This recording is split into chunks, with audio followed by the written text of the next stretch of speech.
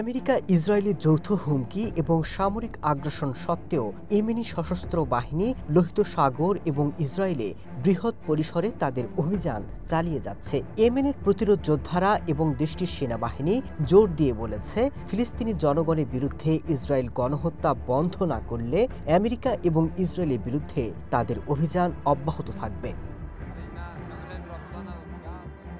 সম্প্রতি ইয়েমেনের সেনাবাহিনী গাজায় ইসরায়েলি আগ্রাসন বন্ধ করার লক্ষ্যে লোহিত সাগর পাড়ি দিয়ে ইসরায়েলগামী জাহাজগুলো আটক করছে, নয়তো ক্ষেপণাস্ত্র হামলা চালাচ্ছে। যদিও ইয়েমেনের বিদ্রোহী গোষ্ঠী হুথিদের দমাতে শত শত হামলা চালিয়ে যাচ্ছে আমেরিকা, এরপরও গোষ্ঠীটিকে থামানো যায়নি। আমেরিকার সামরিক বাহিনী জানিয়েছে, মার্চের মাঝামাঝি থেকে ইয়েমেনে ৮ শতাধিক লক্ষ্যবস্তুতে হামলা চালানো হয়েছে। এতে শত শত হুথি বিদ্রোহী নিহত হয়েছেন। নিহতদের মধ্যে সংগঠনের নেতৃস্থানীয় সদস্যরাও রয়েছেন। সর্বশেষ ইসরায়েলের হামলায় হুথি প্রধানমন্ত্রী নিহতের পর আরও বেপরোয়া হয়ে উঠেছে হুথিরা।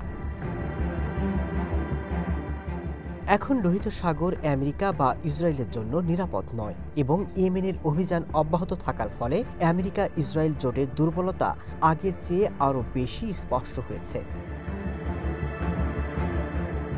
ইয়েমেনের সংখ্যালঘু শিয়া মুসলিম জায়দিদের পক্ষে কথা বলা সশস্ত্র রাজনৈতিক এবং ধর্মীয় গোষ্ঠী হুথি।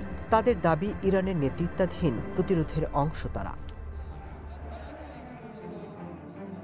ইয়েমেনি এই প্রতিরোধ বাহিনীর সামরিক অভিযান ইসরায়েলের বিরুদ্ধে অর্থনৈতিক চাপ সৃষ্টিতেও ভূমিকা রেখেছে।